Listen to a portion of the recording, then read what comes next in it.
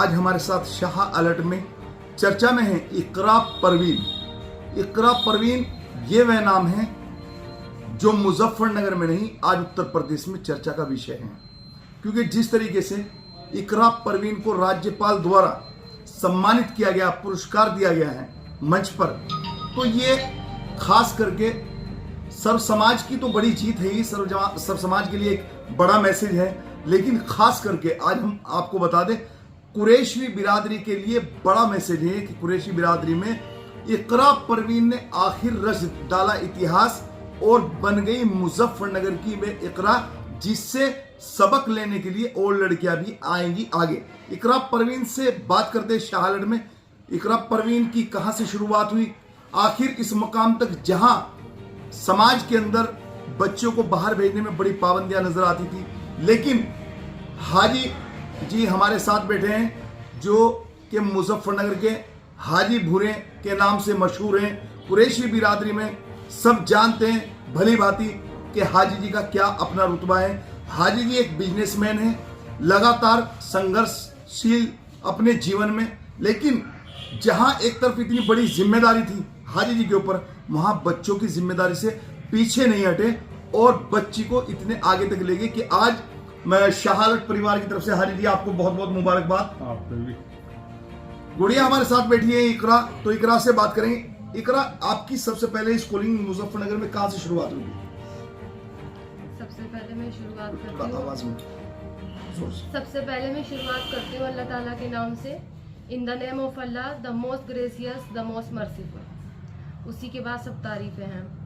मैंने अपनी स्कूलिंग अजीज़ public school Muzaffarnagar, उसके बाद अजमत स्कूल मुजफ्फरनगर से की है और अपनी ग्रेजुएशन भी अजमत डिग्री कॉलेज मुजफ्फरनगर से की है और LLB DAV PG college Muzaffarnagar से की है। आपको ये कैसे लगा कि तुम्हें इतना बड़ा अवार्ड मिल सकता है? क्या सपना था? किससे आप प्रभावित हुई? किससे आपने किसको ऐसा देखा जहां आपको ये लगा कि मुझे वहां तक पहुंचना चाहिए, ये डिग्री हासिल करनी चाहिए, आखिर राज्यपाल मुझे पुरस्कारित करे? कब आपके मन में ये बात आई? थोड़ा आवाज से। देखिए, जब मैं बहुत छोटी थी तो शायद कुछ लोगों का मेरी बात का यकीन ना आए, तो मेरे दिल में बहुत छोटी थी तो ये होता था कि मुझे भी एक दिन जज बनना है। उसके बाद फिर मैं पापा को कचहरी जाते हुए देखती थी, सालों साल एक ही केस में जाते बहुत टाइम बीत गया। तो फिर उस वक्त मेरे जहन में एक बात आई कि मुझे भी जज बन के जितनी जल्दी हो सके फैसले सुनाने हैं और जितनी जल्दी हो सके जो आम जनता कोर्ट तक जाती है, परेशान रहती है, उनकी समस्या का समाधान कर सकूं। आज मैं एक चीज बहुत खास देख रहा हूं, जैसे कि मुझे नजर आ रहा है कि हिजाब पर बार बार ये चीजें सामने आती हैं कि आखिर हिजाब में कैसे रहा जाता है, हिजाब में रहकर कैसे पढ़ाई की जाती है। लेकिन आज इकरा परवीन हमारे साथ हैं, तो इकरा परवीन हिजाब में आप देख रहे हैं जहां बार बार तरह तरह हिजाब पर कहीं ना कहीं सवाल खड़े रहते हैं, लेकिन हिजाब में ये इकरा परवीन है जिसने इस पूरे मंडल में इतिहास रचने का काम किया है। और शाकुंबर देवी जो विश्वविद्यालय है, वहां पर डिग्री हासिल करके राज्यपाल द्वारा पुरस्कारित किया गया है इकरा को। और अभी भी आपके सामने अपना जो लिबास, जो सुन्नती तरीका है, उसमें कहीं ना कहीं इकरा परवीन नजर आ रही है। इकरा, हिजाब के पीछे क्या राज है? देखिए, हिजाब के पीछे कोई खास राज नहीं है। हिजाब मेरी पहचान है और जहां आपकी पहचान ना हो तो आपकी जिंदगी का कोई मकसद नहीं। इसलिए हिजाब तो मेरे पैदाइश से है और मेरी जिंदगी का जब आखिरी सांस होगी तब तक मेरे साथ हिजाब रहेगा। और मैं उन लोगों को मैसेज देना चाहती हूँ जो ये कहते हैं कि हिजाब क्यों मुझे राइट नहीं है कि मैं हिजाब में रहूँ? क्या मुझे राइट नहीं मैं बिना हिजाब के रहूँ? हमारा जो आर्टिकल 14 है वो इस बात की हमें इंडिपेंडेंसी देता है कि हर इंसान अपनी मर्जी से किसी भी तरीके का लिबास धारण कर सकता है और किसी भी तरीके से रह सकता है। तो ये मेरे पे कोई कैसे थोप सकता है कि मैं आपकी तरह क्यों दिखूं? बड़ी अच्छी बात है, क्योंकि कहीं ना कहीं लॉ किया है और लॉ में इतनी बड़ी डिग्री हासिल की है।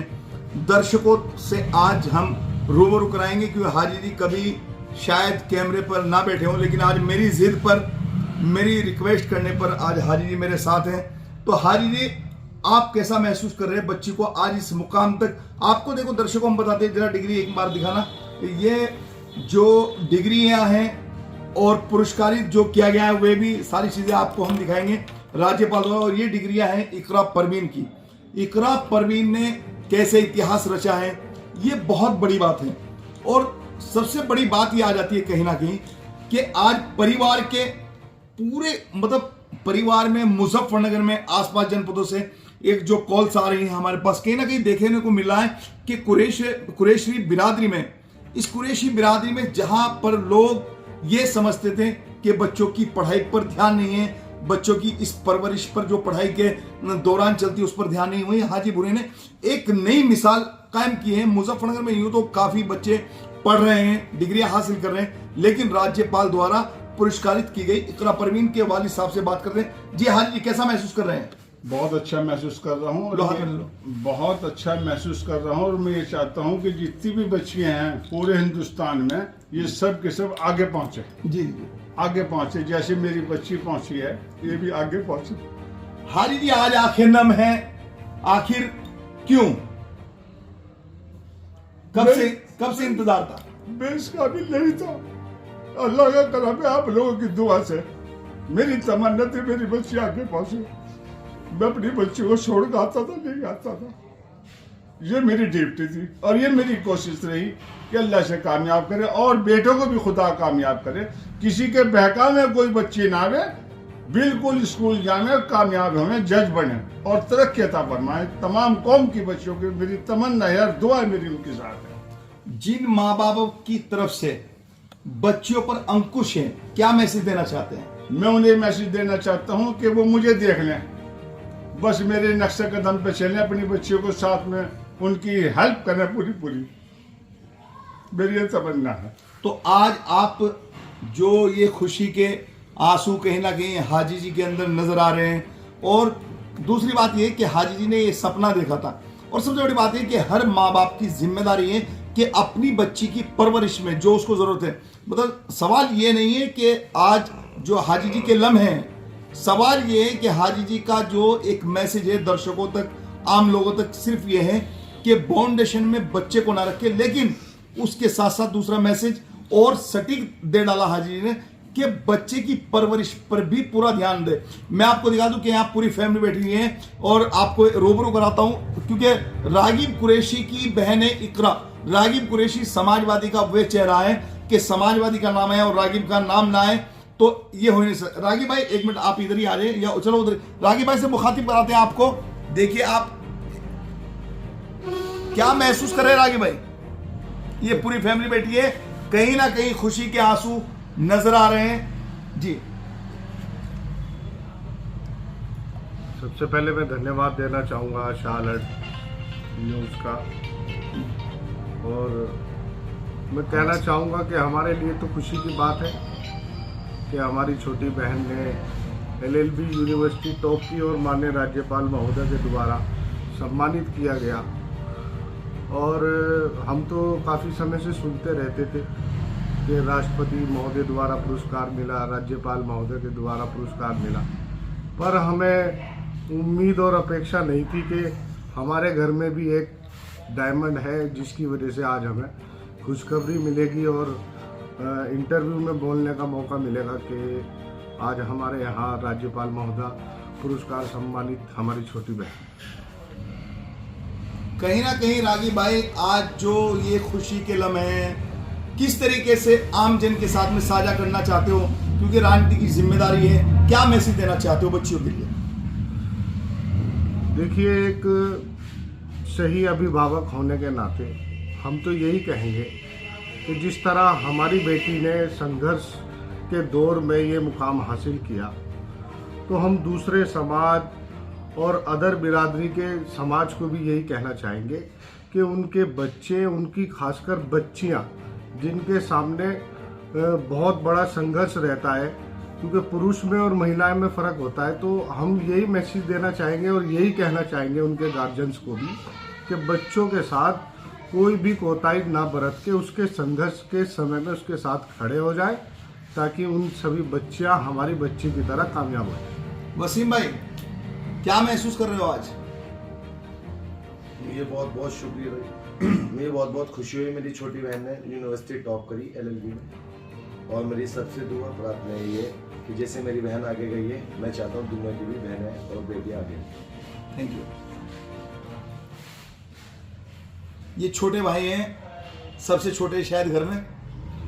क्या महसूस कर रहे हैं आप? किस तरीके का आगे का कदम रहेगा?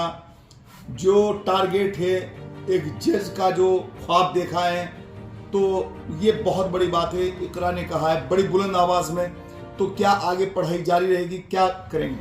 जी, सबसे पहले मैं शुक्रिया अदा करता हूँ शाह अलर्ट आलम का, और बहुत गर्व की बात है। और इंशाल्लाह आगे भी पढ़ाई ऐसे चलती रहेगी ज़रूर। और मैं चाहता हूँ कि उनका कहीं ना कहीं खुशी के जो लम्हे हैं वे आप देख ही सकते हैं कि किस तरीके से पूरे परिवार में एक अलग ही मतलब आज देखने को मिल रहा है। इकरा, अब बात करते हैं कि मतलब जिस तरह आपने पढ़ाई की है, पढ़ाई के बाद में अब क्या टारगेट है? अब पढ़ाई के बाद I want to become a civil जज, जी and I'm sure that I will become, ji because this achievement is not only achievement.